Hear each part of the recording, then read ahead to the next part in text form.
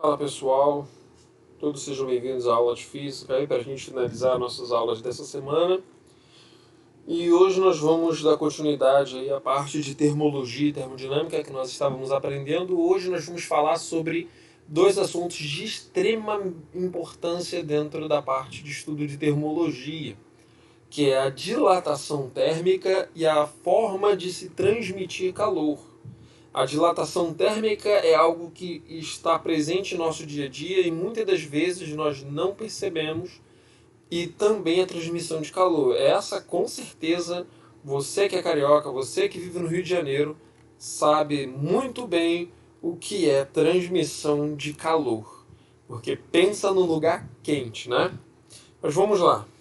Dilatação térmica. O que seria dilatação térmica? É basicamente o aumento do volume dos objetos conforme a sua temperatura aumenta. Se o objeto que aumentou de temperatura aumentou também o seu tamanho, se reduzirmos a sua temperatura, também ele reduzirá o seu tamanho, tá? Então, se nós temos, por exemplo, um pedaço de metal e aquecermos ele, ó, ele vai ter uma variação em seu tamanho. Então ele vai ganhar tamanho, ele vai aumentar de tamanho, sim. Professor, onde normalmente a gente pode ver isso no nosso cotidiano? Se você já teve o desprazer de pegar o trem da Supervia em hora do rush, você já deve ter reparado enquanto estava na estação que existe espacinhos entre um trilho e outro. Eles são montados como se fosse um monte de pecinhas. E eles sempre deixam um vãozinho. Por que eles deixam esse vão? É simples. Esse metal, ele pega sol. A radiação solar vai direto nele. Então ele aquece muito. A sua temperatura se eleva demais e ele ganha muito tamanho. Se não tivesse esses espacinhos, à medida em que ele fosse ganhando tamanho, em que ele fosse dilatando, ele ia começar a entortar e não iria mais ser possível utilizá-lo para poder como via férrea para os trens. Então eles deixam esse espaço para que ele possa dilatar até quase se tocar, mas não se tocar. E dessa forma os trilhos do trem não vai envergar, não vai ficar entortado, ok? A mesma coisa acontece quando nós colocamos piso em nossa casa. O que acontece? Por que fica esse espaço entre os pisos? Porque o piso também sofre dilatação ou até mesmo redução de seu tamanho conforme a temperatura. Em dias muito quentes, quando o sol pega direto no piso de casa ou no piso da nossa área de serviço na casa, ele dilata, ele aumenta seu tamanho. Se a gente colocar um piso muito perto do outro, quando ele dilatar, um piso vai tocar no outro e ele vai rachar. Porque ele vai tentar dilatar, não vai conseguir, ele vai rachar, vai sofrer pressão e vai rachar. Então existe esse espaço nesse rejuntezinho, e ele é um rejunte especial, que ele permite com qual o piso dilate, sem ele necessariamente quebrar, sofra dilatação sem quebrar, e possa depois regressar ao seu tamanho original conforme a temperatura diminui, ok? São formas aí onde nós aprendemos sobre a dilatação. Bom, existem três tipos de dilatação. Na verdade, no mundo real só existe uma, que é a volumétrica. Mas para facilitar o estudo da dilatação, a física separou a dilatação em três tipos: linear, superficial e volumétrico. Bom, vamos falar sobre cada um deles. A dilatação linear é a primeira. A dilatação linear é quando nós pegamos, por exemplo, uma barra de ferro, algo que a gente possa medir apenas o comprimento, tá? Onde a gente possa medir apenas o comprimento. Como, por exemplo, aqui, ó, imagine isso aqui sendo um pedaço de trilho do trem. Aquecemos ele, ele aumentou o tamanho. Ele sofreu uma variação no seu comprimento, tá, ok? Como é que a gente pode descobrir quanto que aumentou o tamanho de qualquer objeto, seja um lápis, seja uma régua, seja o trilho de um trem? em dilatação linear, como é que a gente pode descobrir exatamente quanto que ele aumentou de tamanho na dilatação? Através dessa formulazinha aqui, ó, que diz o seguinte, que a variação de comprimento, que é o quanto ele aumentou, vai ser igual ao comprimento inicial, ó, que é o tamanho que ele tinha antes de ser aquecido, vezes alfa, que é o coeficiente de dilatação linear, que nós vamos falar sobre ele, vezes a variação de temperatura, que é a temperatura final menos a inicial. Se ele estava em 0 graus, aumentamos para 100 graus, então a variação de temperatura foi de 100 graus. Por quê? 100 menos 0 é 100. Então aqui, ó, temos que levar isso em consideração. Se ele estava em 10 graus Celsius, aumentamos para 100 graus Celsius, 100 menos 10, 90. Então a variação de temperatura foi de 90 graus. O que é o coeficiente de dilatação linear? O coeficiente de dilatação linear é a capacidade que um material tem de dilatação. Por exemplo, ó, aqui eu coloquei alguns exemplos de materiais diferentes. Olha aqui, ó, o alumínio ele tem um coeficiente de dilatação de 2,4 vezes 10 elevado a menos 5. Isso aqui é uma notação científica. Lembra que eu falei que a gente ia usar muito esse ano ainda. Quem não aprendeu, corre lá e revê essas aulas aí. Latão, olha a diferença. O alumínio dilatava 2,4 vezes 10 elevado a menos 5. O latão já dilata menos. Ele tem um coeficiente de dilatação linear menor. Ele dilata apenas 2,0 vezes 10 elevado a menos 5. E assim nós temos ó, o cobre dilatando menos, o vidro dilata menos, o invar, que é uma liga de ferro com níquel, o quartzo, o aço. Pode ver que cada um deles tem um coeficiente de dilatação linear diferente. A questão normalmente vai te dar o coeficiente de dilatação linear. Nós vamos ver isso aí nos exercícios, tá? Bom, dilatação superficial é a dilatação já da área de uma placa, de um objeto, da superfície de um objeto. Uma placa de ferro, uma placa de zinco, um pedaço de telhado, ele sofre uma dilatação quando ele é aquecido também. E a fórmula vai ser a mesma. A única coisa que muda são as letras. Ó.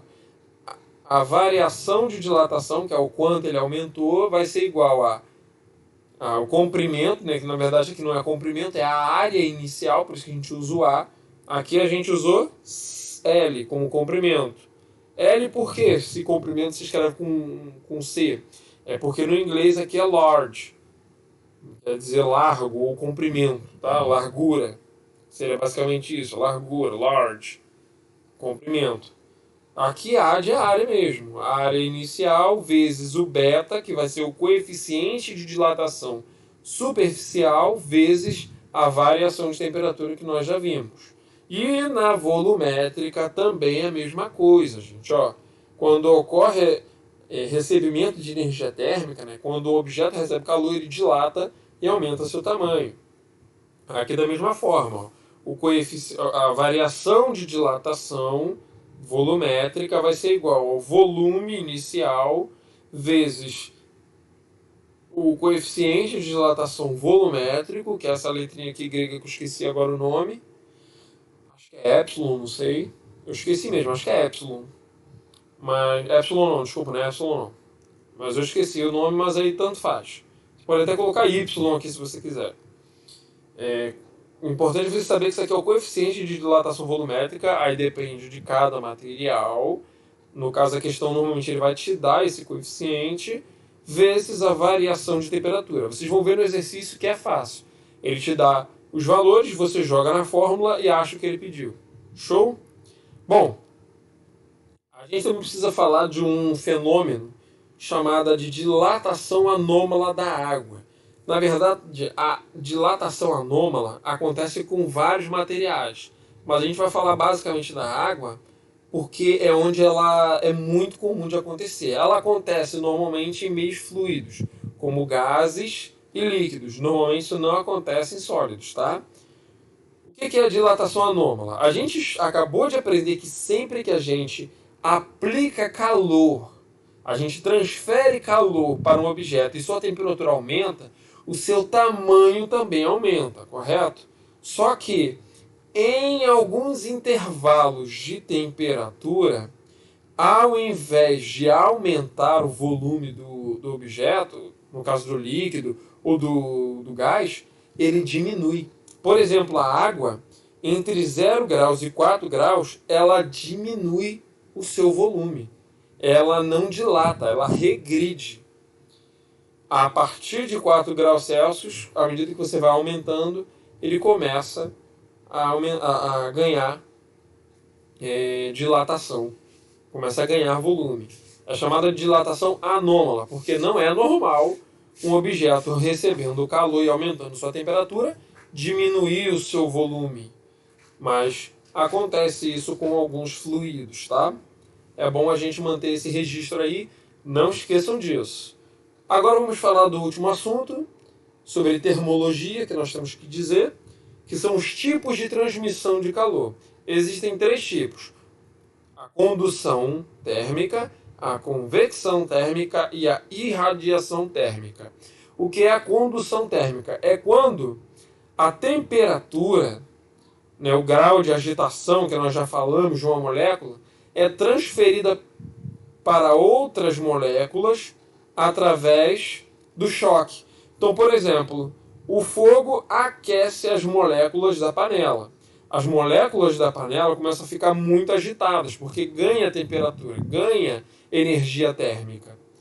Automaticamente, essas moléculas da panela começam a se chocar com as moléculas da água, transferindo parte de seu calor também para a água. Então ele está conduzindo o calor por contato. O fogo tem contato com a água, o fogo tem contato com a panela e a panela tem contato com a água. O fogo aquece a panela e a panela aquece a água, ok? E é assim que funciona a maioria das coisas que nós fazemos em relação à transmissão de calor, tá? Mas também existe a convecção. O que é a convecção? Quando a gente aquece, por exemplo, a água, isso acontece muito com os fluidos, a convecção, tá? Com fluidos tipo gases e líquidos. Quando a gente aquece a água, por exemplo, ela começa a evaporar. A molécula de vapor leva consigo o calor também. E quando ele encontra uma fonte mais fria, ele transfere esse calor para essa fonte. É o que acontece, por exemplo, quando você vai aquecendo, vai subir um vaporzinho e lá em cima ele se transforma, ele se condensa porque ele esfria. Ele transfere seu calor para o meio para o qual ele foi. Isso acontece, por exemplo, muito com a chuva. O ciclo da chuva acontece dessa forma.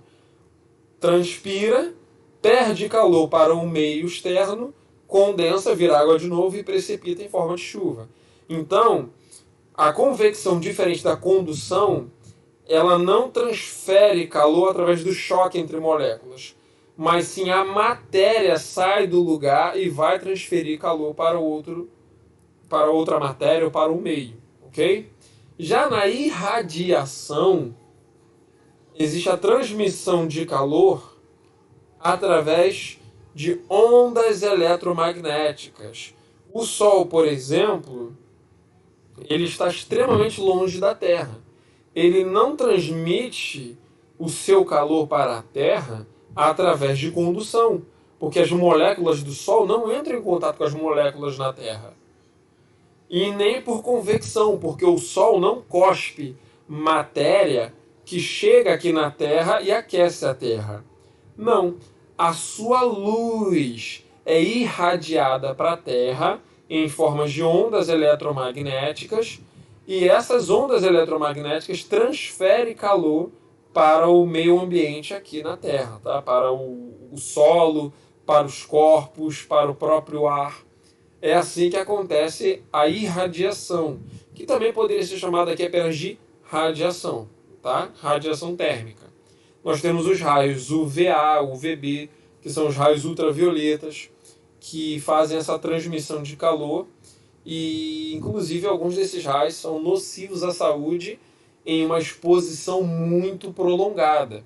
Por isso que se diz que precisa necessariamente fazer o uso de protetor solar quando você for ficar muito tempo em contato com o sol, tá?